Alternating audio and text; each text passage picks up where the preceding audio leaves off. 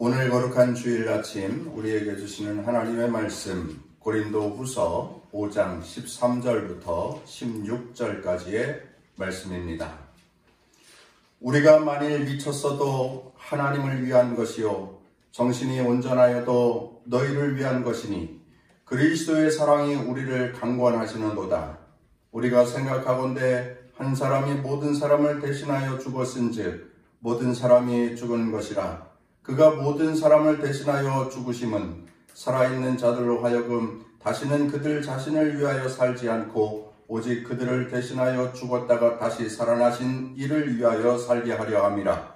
그러므로 우리가 이제부터는 어떠한 사람도 육신을 따라 알지 아니하노라. 비록 우리가 그리스도도 육신을 따라 알았으나 이제부터는 그같이 알지 아니하노라. 이것은 오늘 우리에게 주시는 하나님의 말씀입니다. 할렐루야. 오늘도 함께한 우리 귀한 성도 여러분, 영상으로 또 예배하는 우리 귀한 성도 여러분 환영합니다. 이 한 주간도 복 있는 한 날을 사는 성도들이 다 되시기를 주의 이름으로 축원합니다. 이 세상에 가장 강한 힘이 있다고 한다면 사랑의 힘입니다. 불가능을 가능케 만들고 그리고 실망하고 낙심하고 절망한 사람을 새 소망으로 일으켜주는 그것은 사랑의 힘입니다. 용기를 잃은 사람, 혼자 어떠한 무거운 짐 지고 감당해 갈 수 없어 쓰러질 것만 같은 그러한 인생을 사는 자들에게 새 힘과 새 소망을 주는 것이 사랑의 힘입니다. 사랑의 능력입니다. 우리는 오늘 예수님의 사랑에 대해서 말씀을 나누려고 합니다. 예수님의 사랑은 그저 우리가 받는 것, 누리는 것, 이 정도로만 생각합니다마는 예수님의 사랑을 받은 그리스도인은 또한 사랑을 실천하면서 살아야 합니다. 사랑을 베풀면서 살아야 합니다. 사랑은 받는 것도 중요하지만 베풀고 나누고 섬기고 할 때에 그 의미가 배가 되는 것입니다. 사랑은 베풀고 나누면서 살 때에 삶의 유익도 있습니다.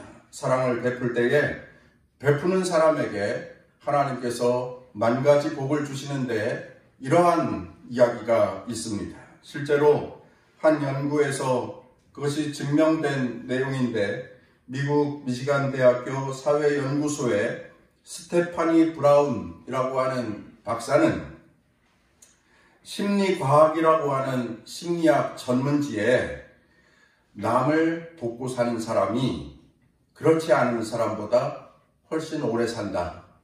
이러한 연구를 하여서 발표한 적이 있습니다.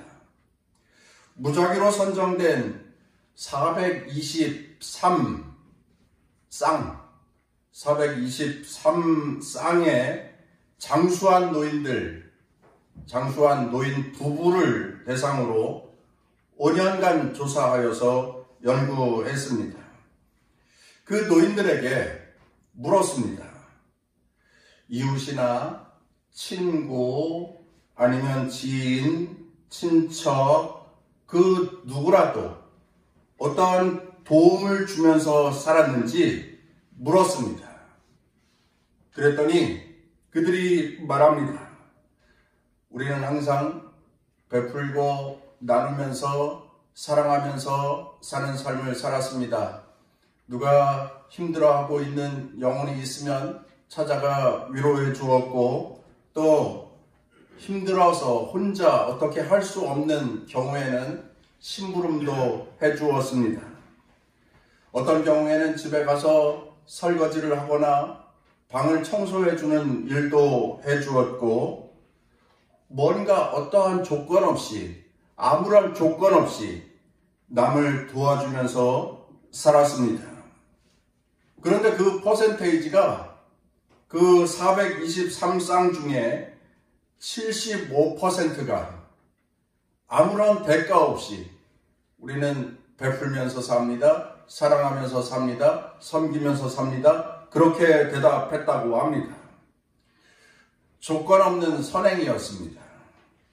조건 없이 자선을 행하고 구제를 행한 것입니다. 사랑을 베풀고 나누어 준 것입니다.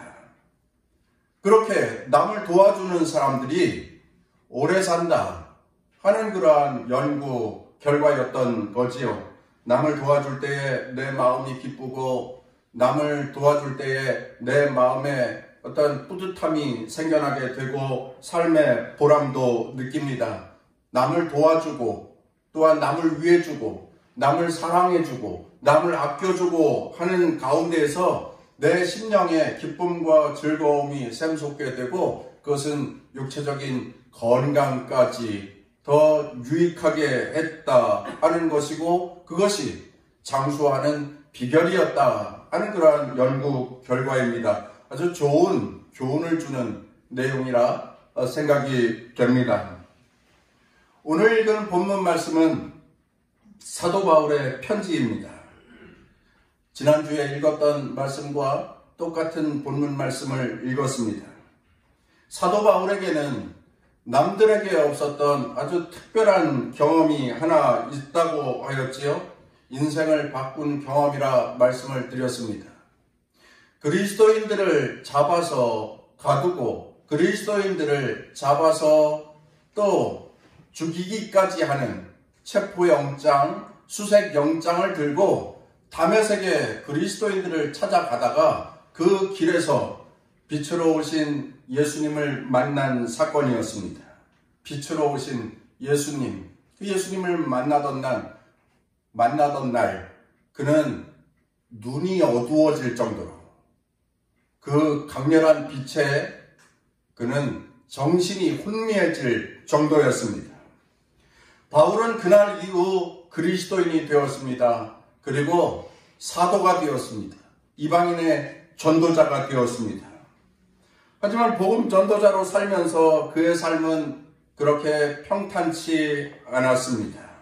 참 많은 어려움을 겪으면서 살았다 하는 것입니다. 복음을 들고 가는 곳마다 유대주의자들이 반대를 해요. 또 우상 숭배자들이 핍박을 합니다.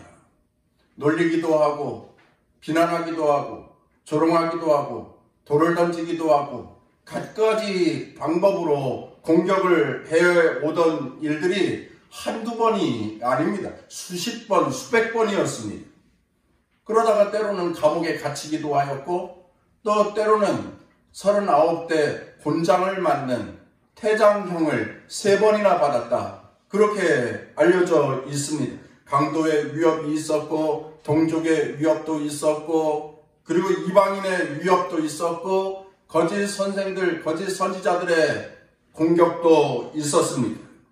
전도자로 사는데 이방인의 전도자로 살면서 잠도 편히 못 자요, 주려요, 또 목말라요, 추워요, 헐벗어요. 참 많은 고생을 하면서 살았던 사도 바울의 인생이었습니다. 얼마든지 평안하게 살 수 있었는데 평탄하게 순조롭게 그렇게 만족하며 살 수 있었는데 그랬잖아요. 좋은 집안에서 태어났고 최고의 학벌로 많이 배우기도 하였습니다. 로마 시민권자이기도 하였습니다. 누구보다도 고생하지 않고 살 수 있었던 그러한 배경이 있었던 인물이었는데 스스로 그리스도인이 되어서 고통의 길을 갔습니다. 고생의 길을 선택한 것입니다. 그래서 주변의 사람들은 이해할 수 없었습니다. 어떤 사람은 사도 바울처럼 미쳤다고 말하는 사람들도 있었습니다. 제정신이 아니구나, 제정신이 아니야, 완전 미쳤어. 그래서 베스트 로마 총독이 사도행전 26장 24절에 이렇게 말합니다. 바울아, 네가 미쳤구나, 미쳤어. 네 많은 지식이 너로 미치게 만들었구나.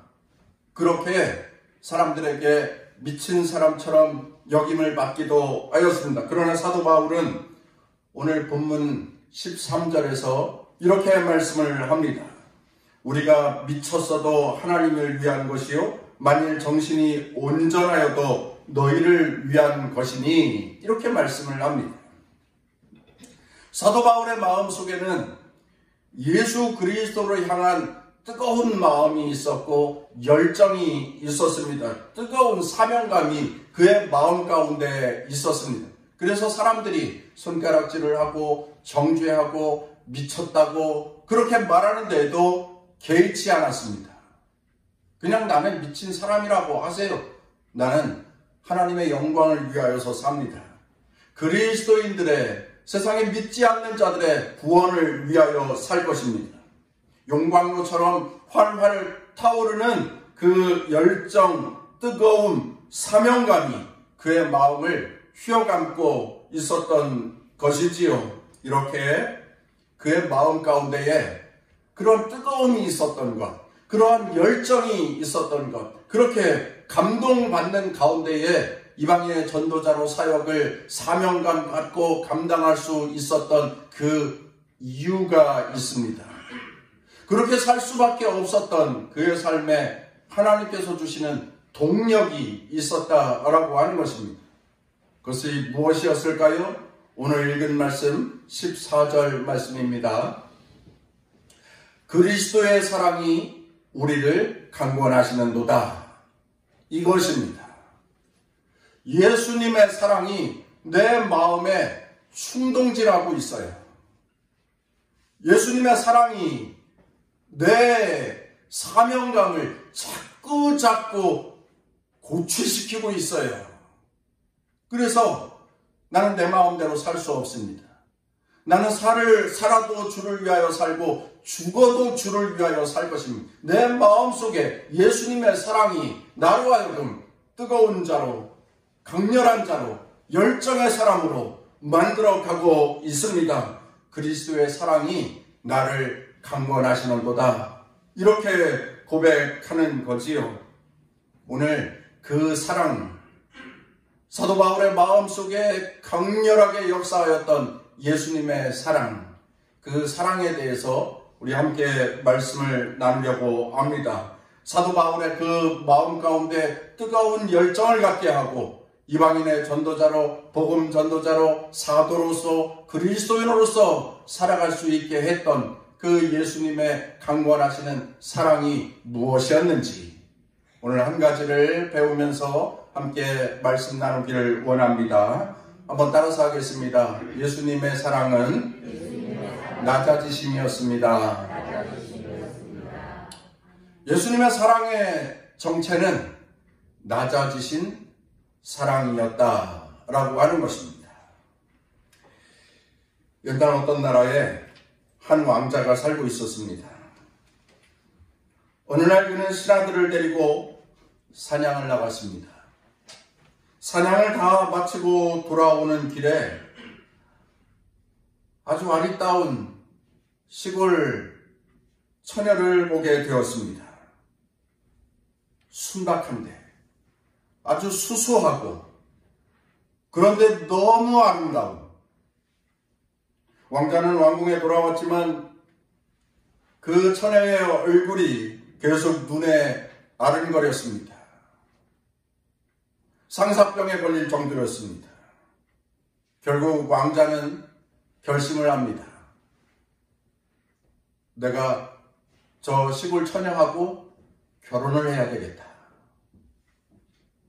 그 시골 처녀를 왕궁으로 데려와서 결혼을 해야 되는데 어떠한 방법을 선택해야 할까? 이런 방법을 생각해 봅니다. 왕자의 권위를 사용해 볼까? 윤기찬란한 말을 타고 위험 있는 복장에 많은 신하들을 거느리고 그에게 찾아가서 청혼을 하는 겁니다. 뭐 그렇게 해볼까? 생각하다가 그는 이내 포기하지요. 가만히 생각해보니 좋은 방법이 아니었습니다. 왜냐하면 그 처녀가 왕자를 사랑하지도 않는데 그저 엄위로운 왕자의 권위 앞에 어쩔 수 없이 승낙할 수밖에 없지 않을까 하는 그러한 생각에 미친 것입니다.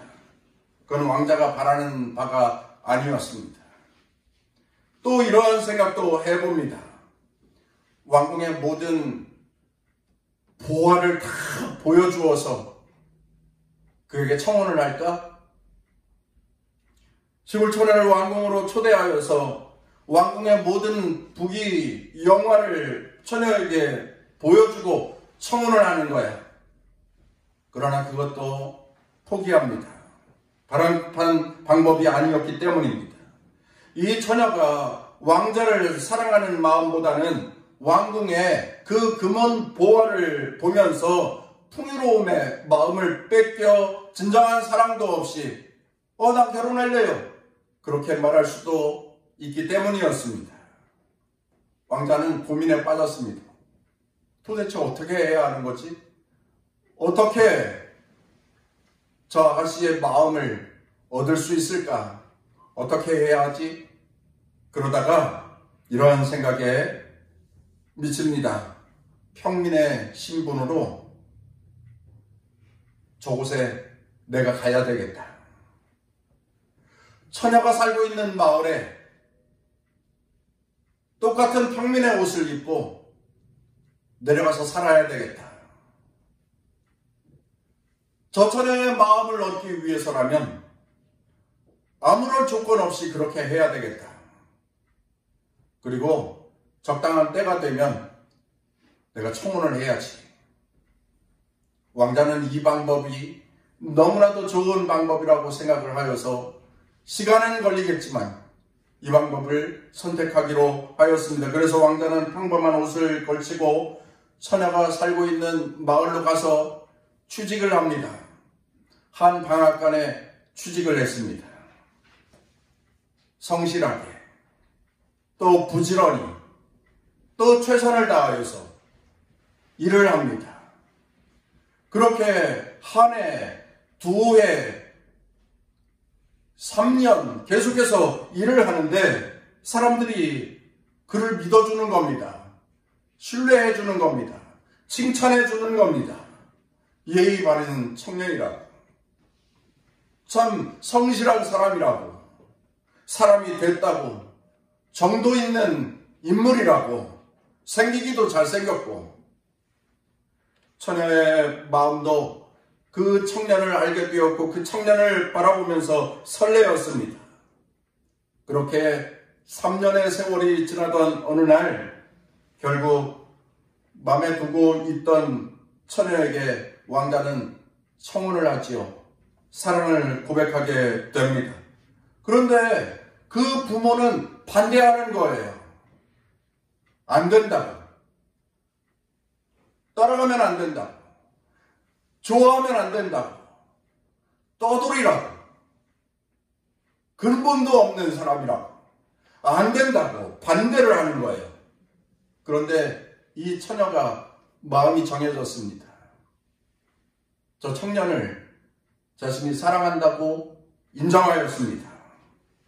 너무너무 사랑하였기에 부모도 더 이상 말릴 수가 없었고 그들은 약혼을 하게 되었죠. 그리고 신랑의 고향으로 돌아갑니다. 그런데 놀랍게도 그들이 도착한 곳은 왕궁이었습니다. 거기서 그들 둘은 행복하게 잘 살았습니다. 평안히, 안녕히, 기뻐하면서 즐겁게 그렇게 살았습니다. 여러분, 이 왕자의 신분으로 나타난 이 사람이 바로 우리 예수님이시랍니다. 여러분을 사랑하시고 또한 나를 사랑하신 예수님께서 인간의 몸을 입고 이 땅에 내려오사 우리와 같은 인간으로 사시면서 하나님께서 선택하신 방법으로 우리를 구원하여 주셨습니다. 우리에게 천국을 주셨습니다. 우리에게 영생을 허락하여 주셨습니다. 예수님의 낮아지신 사랑의 이야기입니다. 한번 생각해 보십시오. 만약에 예수님께서 이 왕자가 처음 생각했던 첫 번째 방법으로 이 땅에 오셨다고 한다면 이 세상에 있는 사람들 누구도 예수를 다 믿었을 것입니다. 그 누가 거절할 사람이 있겠습니까? 하늘의 위엄을 가지고 권능을 가지고 권세를 가지고 무조건 나를 믿어야 하느니라 호령하시기도 하고 나타내시는 능력도 많고 베풀어 주시는 그 축복도 대단한 것인데 세상에 그를 믿지 않을 사람이 누가 있겠습니까? 모든 사람들이 그 왕자의 위엄 앞에 무릎 꿇었을 것입니다. 그러나 그 꿇은 무릎에 진정한 사랑은 없었습니다. 두려움 가운데 믿게 되었고 그리고 그 환상적인 모습에 반하여서 믿게 되었을 것입니다. 두 번째 방법도 마찬가지였을 것입니다. 그들을 하늘나라로 다 초대하여서 천국의 보화 창고의 문을 열고 이것을 보아라. 이렇게 멋진 금은 보화가 너희들에게 마련되어져 있다. 받아 누려라. 나와 결혼하자 할 때에 누가 거절하겠습니까? 금은 보화를 보면서 누가 거절을 하겠습니까? 모든 사람의 마음이 혹할 것입니다. 사랑도 없이 애정도 없이 그것에 다 낚시질 되어서 따라가는 인생들이 되고 말 것입니다. 유선적인 사람들, 가증한 사람들, 그러한 사람들 천지일 것입니다. 그래서 예수님은 그러한 방법을 선택하지 않았습니다. 예수님이 선택하신 방법은 당신이 이 땅에 낮아지셔서 내려오시는 것이었습니다. 성육신이라고 말합니다. 하나님이 인간이 되신 것, 성육신 이렇게 말합니다. 하나님 보좌 우편에 앉아 계시던 예수님께서 우리와 똑같은 인간의 몸을 입고 이 땅에 내려오신 것입니다. 하나님 나라의 주인이신 예수님께서 하나님 나라를 뒤로하고 이 세상에 오신 것입니다. 당신이 창조하신 이 세상에 그것도 가장 초라한 곳에 아주 낮고 천한 자리에 인간의 몸을 입고 이 땅에 오셨습니다. 이 땅에 오실 때에 왕궁에 태어나지 않으셨습니다. 화려한 예루살렘 성전으로 오시지도 않았습니다. 가장 초라한 베들레헴의 한 작은 마국간 마을 구유에 누이셨습니다. 그렇게 이 땅에 오셔서 목수의 아들로 사셨습니다. 예수님께서 왜 이렇게 누추한 곳에 태어나셨습니까? 낮은 자들, 가난한 자들, 소외당한 자들, 손가락질 받는 자들, 그들의 친구가 되어주시기 위하여서 예수님께서는 그렇게 낮아지신 것입니다. 실제로 예수님께서 사역하실 때에 가난한 사람들의 친구가 되어주셨고 또 소외된 사람들의 슬픔, 아픔, 탄식에 동참하여 주셨습니다. 저주받은 사람들이라고 아무도 접근하지 않았던 각종 질병으로 고생하는 사람들의 이웃이 되어주셨습니다. 심지어는 나병 환자들, 그 전염성이 강한 그 나병 환자들을 친히 안수하시며 치료하시기도 하였습니다. 부정하다고 버림받고 멸시받던 세리와 창녀에게도 친히 가셔서 먼저 사랑의 손을 내밀어 주셨습니다. 신분, 여하, 남녀노소, 지위, 고와, 빈부, 귀천을 막론하고 누구든지 예수님 당신에게 다가오라고 예수님은 당신의 팔을 펴시고 세상의 모든 인생을 안아주셨습니다. 친히 낮아지신 예수님이십니다. 가장 낮고 천한 자리에 오심으로 가난한 자에게, 힘들어하는 자에게, 연약한 자에게, 소외당한 자들에게 구원의 복된 소식을 전하셨고 그리고 마지막 십자가의 고통까지 당하시면서 피 흘려 주심으로 모든 인생을 구원하여 주셨습니다. 그 낮아지신 예수님이 십자가의 고난까지 받으시면서 우리로 하여금 하나님의 백성이 되게 하셨습니다. 하나님 나라, 천국, 영생의 자녀가 되게 한 것입니다. 그래서 성경에서는 말씀합니다. 사랑은 여기 있으니 우리가 하나님을 사랑한 것이 아니요 오직 하나님이 우리를 사랑하사 우리 죄를 위하여 화목제로 그 아들을 보내셨음이니라. 우리 주님은 우리를 위하여서 친히 화목제물이 되어주셨습니다. 구약시대에는 죄 지은 사람들이 죄를 사함받기 위하여서 양을 잡아야 했습니다. 송아지를 잡아야 했습니다. 가난한 사람들은 비둘기를 잡아서 피를 제단에 뿌려야 했습니다.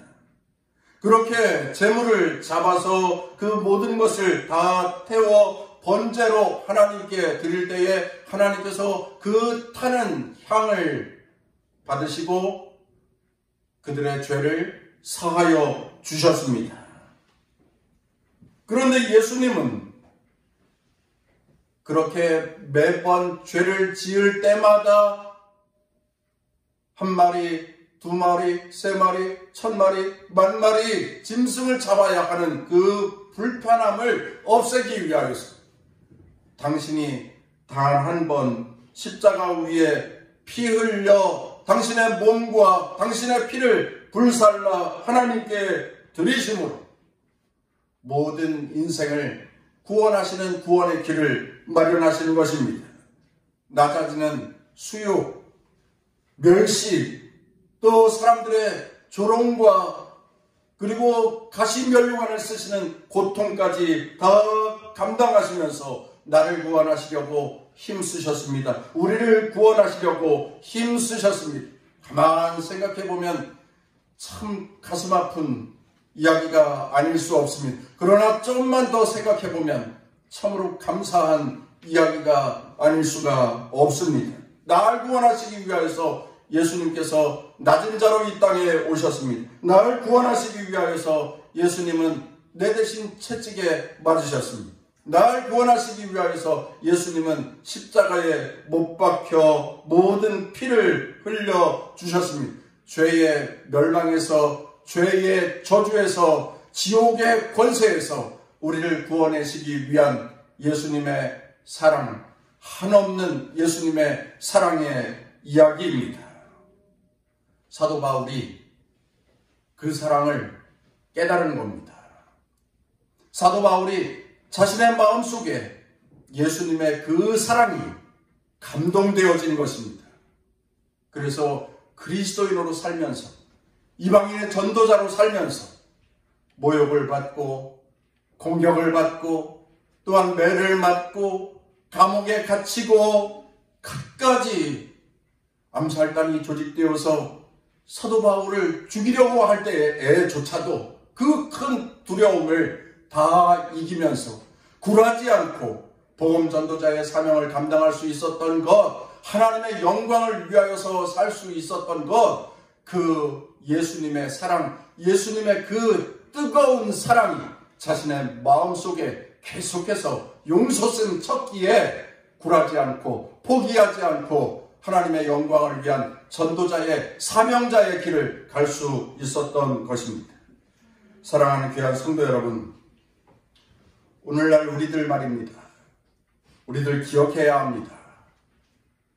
사도 바울의 10년 가운데 함께 하셨던 그리스도의 사랑, 예수님의 사랑이 우리에게도 임하고 있다는 사실을 우리는 느낄 수 있어야 합니다.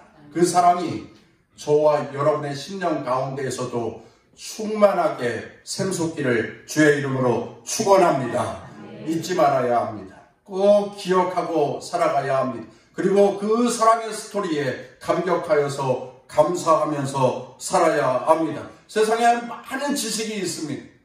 그러나 잊어버려도 되는 것 많습니다. 기억하지 않아도 되는 것 많습니다. 그러나 반드시 기억해야 할 그리스도인의 이 중요한 지식, 이것은 예수님께서 날 사랑하셔서 다른 누구를 아니라 날 사랑하셔서 예수님께서 십자가에 피 흘리시기까지 세상에 그 하나님이 많은 사람들에게 멸시를 받고 조롱을 받고 공격을 받고 가시 찔림을 당하고 못 박힘을 당하면서까지 나를 사랑해 주셨던 그 낮아신 예수님의 사랑을 기억하는 그리스도인이 되어야 합니다. 그 사랑의 깊이를, 그 사랑의 넓이를 날마다 묵상할 수 있는 그리스도인으로 살아가야 합니다. 온전한 그리스도인, 성숙한 그리스도인으로 살아가야 합니다. 사랑하는 성도 여러분,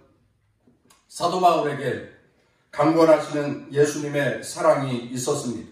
사도 바울은 그 예수님의 사랑 때문에 빌립보 감옥에서도 두려움 가운데서도 감사하며 찬송하며 기도할 수 있었고 능력을 경험할 수 있었습니다. 예수님의 강권하시는 사랑 때문에 고통과 역경 가운데에서도 승리하는 삶을 살 수 있었고, 그리스도의 강권하시는 예수님의 그 사랑 때문에 내게 능력 주시는 자 하나님, 내게 힘 주시는 자 예수님, 그로 인하여서 내가 모든 것을 할 수 있습니다 라고 고백하는 자가 될 수 있었습니다. 성도 여러분, 우리에게도 예수님의 그 강권하시는 사랑이 있습니다.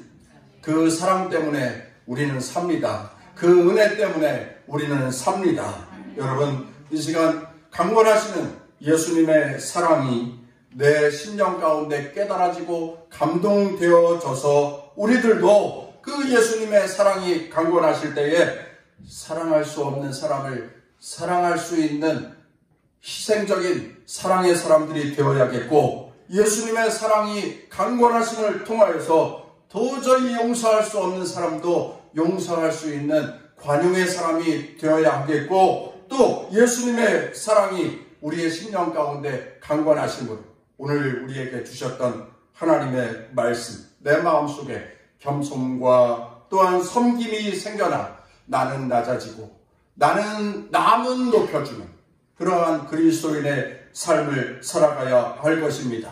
예수님의 사랑이 내 심령 가운데 강권하고 있습니다. 그 고백이 여러분의 입술 가운데 있기를 바랍니다. 사순절 5번째 주일, 이 사도 바울의 고백이 우리의 고백이길 간절히 소망합니다. 이 고백으로 세상에서 하나님의 영광을 돌려드리는 성도로 사시기를 주의 이름으로 축원합니다.